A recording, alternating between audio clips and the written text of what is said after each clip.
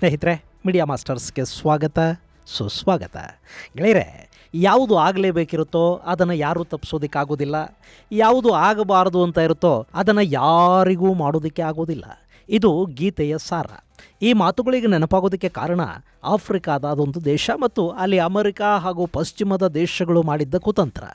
ಅಲ್ಲಿ ಏನಾಗಬಾರ್ದು ಅಂತ ಅವರೆಲ್ಲ ಬಯಸಿದ್ರೋ, ಯಾವುದನ್ನು ತಡೆಯೋದಕ್ಕೆ ಆ ದೇಶದ ನೆಮ್ಮದಿಗೆ ಬೆಂಕಿ ಹಚ್ಚಿದ್ರೋ ಅದು ಕಡೆಗೂ ಆಗೋಗಿದೆ. ಅಲ್ಲವರು ಮಾಡಿದ್ದ ಅಷ್ಟೂ ಪ್ರಯತ್ನಗಳು ಕೆಂಪು ಸಮುದ್ರದಲ್ಲಿ ಹುಣಸೆ ಹಣ್ಣು ತೊಳೆದ ಹಾಗಾಗಿವೆ. ಅಲ್ಲಿ ಪ್ರಭಾವಳಿಯನ್ನು ಬಳಸ್ಕೊಳ್ಳೋ ಯುದ್ಧದಲ್ಲಿ ಮತ್ತೆ ರಷ್ಯಾ ಗೆದ್ದಿದೆ, ಅಮೆರಿಕಾಗೆ ಸೋಲಾಗಿದೆ. ಅದಕ್ಕಿಂತ ಹೆಚ್ಚಾಗಿ ರಷ್ಯಾ ಮತ್ತು ಅಮೆರಿಕಾಗಳ ಈ ಜಂಗಿ ಕುಸ್ತಿಲಿ ಆ ದೇಶ ಸೋತು ಹೋಗಿದೆ. ಅಲ್ಲಿ ಸಾವಿರಾರು ಮಂದಿ ಪ್ರಾಣ ಕಳ್ಕೊಂಡಿದ್ದಾರೆ, ಅದೆಷ್ಟೋ ಮಂದಿ ನಿರಾಶ್ರಿತರಾಗಿದ್ದಾರೆ. ಹಾಗಾದರೆ ರಷ್ಯಾ ಅಮೆರಿಕಾಗಳ ಸಂಘರ್ಷಕ್ಕೆ ನೆಲೆ ಒದಗಿಸಿ ಅವರಲ್ಲಿ ಯಾರೋ ಒಬ್ಬರನ್ನು ಗೆಲ್ಲಿಸೋದಕ್ಕೆ ತಾನು ಸೋತ ಆ ನತದೃಷ್ಟ ದೇಶ ಆದರೂ ಯಾವುದು? ಅಲ್ಲಿ ಆಗಿದ್ದೇನು? ಬನ್ನಿ ನೋಡೋಣ. ಗೆಳೆಯರೆ, ಅದು ರಷ್ಯಾ ಮತ್ತು ಅಮೆರಿಕ ನಡುವಿನ ತೆರೆಮರೆಯ ಗುದ್ದಾಟಕ್ಕೆ ವೇದಿಕೆ ಆಗಿದ್ದ ದೇಶ. ಸುಮಾರು 3 ದಶಕಗಳಿಂದ ಅಲ್ಲಿ ಆಳ್ವಿಕೆ ಮಾಡ್ತಾ ಇದ್ದ ಅಧ್ಯಕ್ಷ ಒಮರ್ ಅಲ್ ಬಶೀರ್ ಸರ್ಕಾರವನ್ನು ಉರುಳಿಸಿ ಅಲ್ಲಿಗೆ ಸೇನಾಧಿಕಾರಿಗಳು ಬಂದು ಕೂರೋ ಹಾಗೆ ಪಶ್ಚಿಮದ ದೇಶಗಳು ನೋಡಿಕೊಂಡು. ಆದರೆ ಈಗ ಅಲ್ಲಿ ಅಧಿಕಾರವನ್ನು ಹಂಚಿಕೊಂಡಿದ್ದ ಇಬ್ಬರು ಸೇನಾಧಿಕಾರಿಗಳೇ ಪರಸ್ಪರ ಕಿತ್ತಾಡ್ತಾ ಇದ್ದಾರೆ.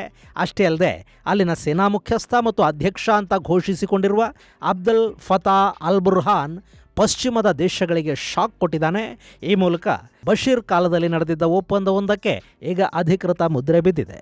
ಯಾವ ಒಪ್ಪಂದ ಅಲ್ಲಿ ಅಮೆರಿಕದ ಸಿಟ್ಟಿಗೆ ಕಾರಣ ಆಯಿತು, ಯಾವ ಒಪ್ಪಂದ ಅಲ್ಲಿ ಬಶೀರ್ ಸರ್ಕಾರವನ್ನು ಪತನವಾಗೋ ಹಾಗೆ ಸೇನಾ ಕ್ರಾಂತಿನೇ ಆಗೋ ಹಾಗೆ ಮಾಡ್ತೋ, ಅದೇ ಒಪ್ಪಂದ ಈಗ ಮತ್ತೆ ಜಾರಿ ಆಗ್ತಾ ಇದೆ. ಹಾಗೆ ರಷ್ಯಾದ ಬಹುದಿನಗಳ ಕನಸು ಕೂಡ ನನಸಾಗ್ತಾ ಇದೆ.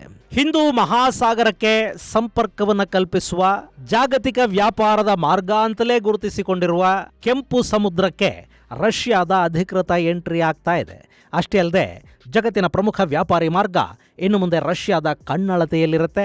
ಇಲ್ಲಿ ರಷ್ಯಾಗೆ 8 ವರ್ಷಗಳ ನಂತರ ರೆಡ್ ಕಾರ್ಪೆಟ್ ಹಾಕಿ ತನ್ನ ದೇಶಕ್ಕೆ ಆಹ್ವಾನ ಕೊಡ್ತಾ ಇರೋದು ಸುಡಾನ್.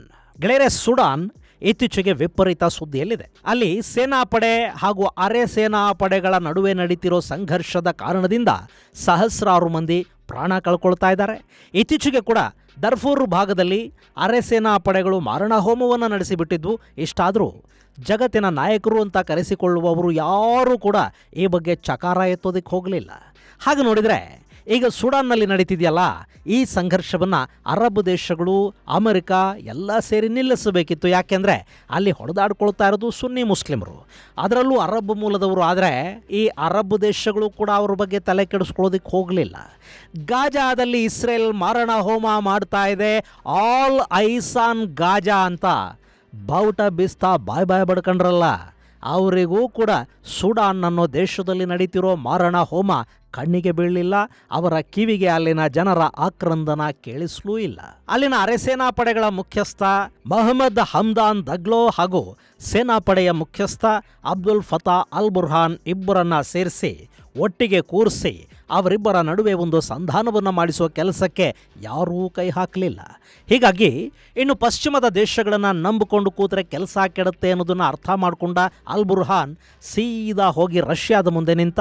ನೀವು ನಮಗೆ ಸೇನಾ ಸಹಕಾರ ಕೊಡಿ, ಅದಕ್ಕೆ ಪ್ರತಿಯಾಗಿ ನಾವು ನಿಮಗೆ ಕೆಂಪು ಸಮುದ್ರದಲ್ಲಿ ನೌಕಾನೆಲೆಯನ್ನು ಮಾಡಿಕೊಳ್ಳೋದಕ್ಕೆ ಬೇಕಾದ ಎಲ್ಲ ವ್ಯವಸ್ಥೆಗಳನ್ನು ಮಾಡಿಕೊಡ್ತೀವಿ ಅನ್ನೋ ಆಫರನ್ನು ಕೊಟ್ಟ. ರಷ್ಯಾ ಕೂಡ ಕೆಂಪು ಸಮುದ್ರಕ್ಕೆ, ಅರಬ್ಬಿ ಸಮುದ್ರಕ್ಕೆ, ಆ ಮೂಲಕ ಹಿಂದೂ ಮಹಾಸಾಗರಕ್ಕೆ ಬರೋದಕ್ಕೆ ಕಾಯ್ತಾ ಇತ್ತು. ಅಂಥ ಅವಕಾಶ ಈಗ ತಾನಾಗಿ ಹುಡುಕೊಂಡು ಬಂದಿದೆ. ಅದನ್ನು ರಷ್ಯಾ ಆದರೂ ಯಾಕೆ ಬಿಟ್ಟಿತ್ತು? ಸೊ ಅವರು ಸುಡಾನ್ ಜೊತೆ ಡೀಲ್ ಮಾಡ್ಕೊಳ್ತಾ ಇದ್ದಾರೆ. ಸುಡಾನ್ಗೆ ಸುಖಾಯ್ Su-30 ಮತ್ತು Su-35ಗಳನ್ನು ರಷ್ಯಾ ಕೊಡುತ್ತೆ. ಅದಕ್ಕೆ ಪ್ರತಿಯಾಗಿ ಪೋರ್ಟ್ ಸುಡಾನ್ನಲ್ಲಿ ಇನ್ನು ಮುಂದೆ ರಷ್ಯಾದ ಆಧಿಪತ್ಯ ಶುರುವಾಗುತ್ತೆ. ನೀವಿಲ್ಲಿ ಮ್ಯಾಪಲ್ಲಿ ನೋಡ್ತಾ ಇದ್ದೀರಲ್ಲ, ಇದು ಪೋರ್ಟ್ ಸುಡಾನ್. ಕೆಂಪು ಸಮುದ್ರದಲ್ಲಿರುವ ಈ ಬಂದರಿನಲ್ಲಿ ಈಗ ರಷ್ಯಾ ತನ್ನ ನೌಕಾನೆಲೆಯನ್ನು ಮಾಡಿಕೊಳ್ತಾ ಇದೆ. ರಷ್ಯಾ ಇಲ್ಲಿಗೆ ಬರ್ತಾ ಇರೋದು ಸಹಜವಾಗಿ ಪಶ್ಚಿಮದ ದೇಶಗಳ ತಲೆ ಕೆಡಿಸ್ತಾ ಇದೆ. ಸದ್ಯಕ್ಕೆ ನಡೆದಿರೋ ಒಪ್ಪಂದದಂತೆ ಈ ಬಂದರಲ್ಲಿ ರಷ್ಯಾದ 300 ಮಂದಿ ಸೈನಿಕರು, 4 ನಾವೆಲ್ ಶಿಪ್ಪುಗಳು ನೆಲೆ ನಿಲ್ಲೋದಕ್ಕೆ ಸಾಧ್ಯ ಆಗುತ್ತೆ.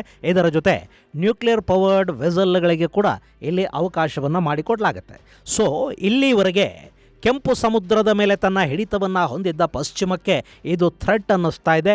ಅಷ್ಟೇ ಅಲ್ಲ, ರಷ್ಯಾದ ಪ್ರೆಸೆನ್ಸ್ ಇರಾನ್ ಹಾಗೂ ಇನ್ನಿತರ ಅಮೆರಿಕ ವಿರೋಧಿಗಳಿಗೆ ಶಕ್ತಿ ತುಂಬಬಹುದು ಅನ್ನೋ ಆತಂಕ ಕೂಡ ಅಮೆರಿಕ ಮತ್ತು ಪಶ್ಚಿಮದ ದೇಶಗಳನ್ನು ಕಾಡೋದಕ್ಕೆ ಶುರು ಮಾಡಿದೆ. ಹಾಗೆ ನೋಡಿದರೆ ಕೆಂಪು ಸಮುದ್ರದಲ್ಲಿ ಜಗತ್ತಿನ ನಾನಾ ದೇಶಗಳು ಈಗಾಗಲೇ ನೌಕಾನೆಲೆಗಳನ್ನು ಹೊಂದಿವೆ.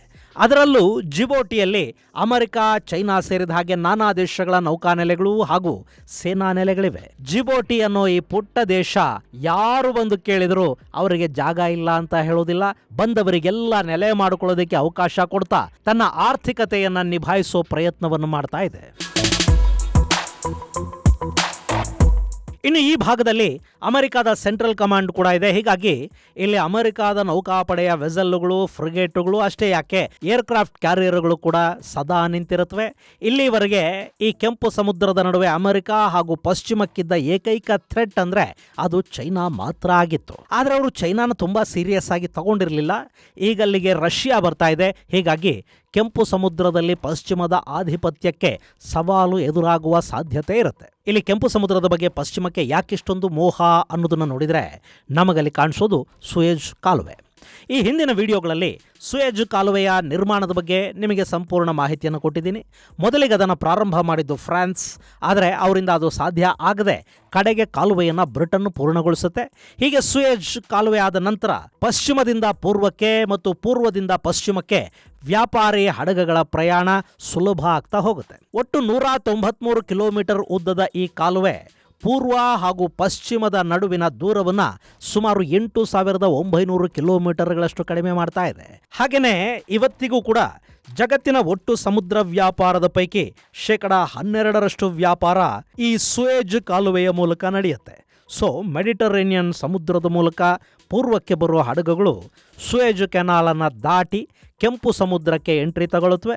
ಕೆಂಪು ಸಮುದ್ರಕ್ಕೆ ಬರುವ ಹಡಗುಗಳು ಅಲ್ಲಿಂದ ಅರಬ್ಬಿ ಸಮುದ್ರವನ್ನು ಸೇರೋವರೆಗೆ ಇದೇ ಕೆಂಪು ಸಮುದ್ರದಲ್ಲೇ ಜರ್ನಿಯನ್ನು ಮುಂದುವರಿಸಬೇಕಾಗತ್ತೆ. ಈ ಸಮುದ್ರ ಮಾರ್ಗದ ಮೇಲೆ ಹಿಡಿತ ಸಾಧಿಸಿದರೆ ಜಗತ್ತಿನ ಯಾವ ದೇಶದ ಸಪ್ಲೈ ಚೈನನ್ನು ಕೂಡ ಡಿಸ್ಟರ್ಬ್ ಮಾಡೋದಕ್ಕೆ ಸಾಧ್ಯ ಆಗುತ್ತೆ. ಸೊ ಇದು ತುಂಬಾ ಪ್ರಮುಖವಾದ ಮಾರ್ಗ. ಇಷ್ಟು ದಿನ ಇಲ್ಲಿ ಅಮೆರಿಕ ಹಾಗೂ ನ್ಯಾಟೋ ದೇಶಗಳ ನೌಕಾಪಡೆ ಮಾತ್ರ ಇರ್ತಾ ಇತ್ತು. ಚೈನಾ ಆಗಾಗಿಲ್ಲಿ ಕಾಣಿಸ್ಕೊಳ್ತಾ ಇತ್ತಾದರೂ ಅವರಿಗೆ ದೊಡ್ಡ ಪ್ರಾಬಲ್ಯ ಇಲ್ಲಿರಲಿಲ್ಲ. ಈಗ ಅಲ್ಲಿಗೆ ರಷ್ಯಾ ಬರ್ತಾ ಇದೆ. ಚೈನಾಗೆ ಹೋಲಿಕೆ ಮಾಡಿದರೆ ರಷ್ಯಾದ ಅಗ್ರೆಷನ್ ತುಂಬ ಹೆಚ್ಚಾಗಿರುತ್ತೆ. ಇನ್ನು ಇಂಥದ್ದೊಂದು ಒಪ್ಪಂದ ಈ ಹಿಂದೆ ಬಶೀರ್ ಸರ್ಕಾರ ಇದ್ದಾಗಲೇ ಸುಡಾನ್ ಹಾಗೂ ರಷ್ಯಾದ ನಡುವೆ ಆಗಿತ್ತು.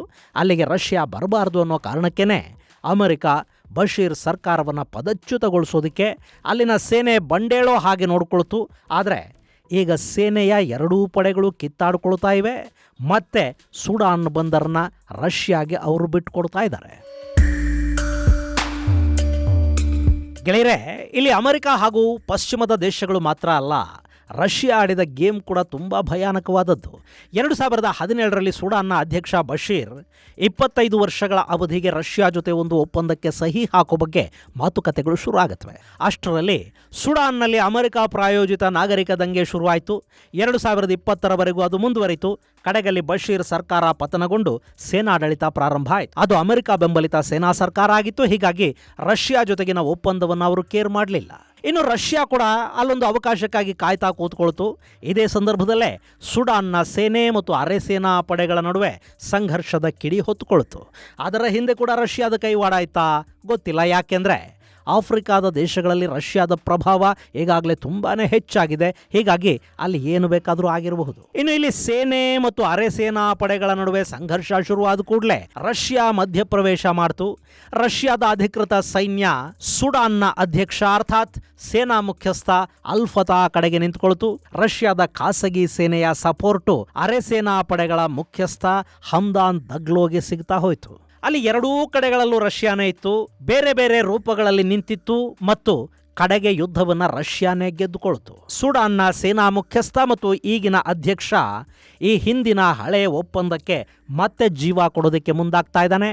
ಪೋರ್ಟ್ ಸುಡಾನ್ ರಷ್ಯಾದ ಕೈ ಸೇರ್ತಾ ಇದೆ. ಗೆಳೆಯರೆ, ಇಲ್ಲಿ ರಷ್ಯಾನ ಏನಾದರೂ ಮಾಡಿ ಜಾಗತಿಕವಾಗಿ ಒಬ್ಬಂಟಿಯನ್ನಾಗಿ ಮಾಡಬೇಕು ಅಂತ ಅಮೆರಿಕ ಸಾಕಷ್ಟು ಪ್ರಯತ್ನಗಳನ್ನು ಮಾಡ್ತಾ ಇದೆ.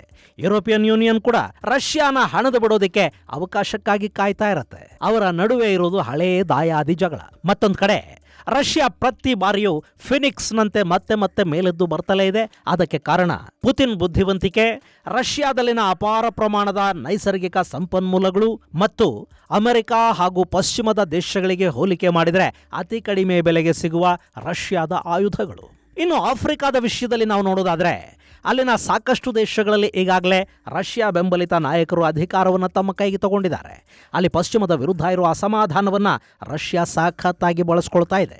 ಈಗ ಸುಡಾನ್ ರಷ್ಯಾಗೆ ನೌಕಾನೆಲೆಗೆ ಅವಕಾಶವನ್ನು ಮಾಡಿಕೊಟ್ಟಿದೆ. ಇನ್ನು ಯಾವ್ಯಾವ ದೇಶಗಳಲ್ಲಿ ರಷ್ಯಾದ ನೆರಳಿಗೆ ಬಂದು ನಿಲ್ಲುತ್ತವೆ ಅಮೆರಿಕ, ರಷ್ಯಾ ಅನ್ನೋ ಈ ಮದಗಜಗಳ ಕಾಳಗದಲ್ಲಿ ಇನ್ನೂ ಎಷ್ಟು ದೇಶಗಳು ಬಲಿಯಾಗುತ್ತವೆ ಅನ್ನೋದನ್ನು ನಾವು ಕಾದು ನೋಡಬೇಕಿದೆ. ಇದು ಗೆಳೆಯರೆ, ಕೆಂಪು ಸಮುದ್ರದಲ್ಲಿ ನೌಕಾನೆಲೆಯನ್ನು ಸ್ಥಾಪನೆ ಮಾಡಿಕೊಳ್ಳೋದರಲ್ಲಿ ಯಶಸ್ವಿ ಆಗ್ತಾ ಇರೋ ರಷ್ಯಾದ ಕಥೆ. ಮುಂದಿನ ಸಂಚಿಕೆಯಲ್ಲಿ ಮತ್ತಷ್ಟು ವಿಶೇಷಗಳ ಜೊತೆ ಮತ್ತೆ ಭೇಟಿಯಾಗೋಣ. ಅಲ್ಲಿವರೆಗೆ ಜೈ ಹಿಂದ್, ಜೈ ಕರ್ನಾಟಕ.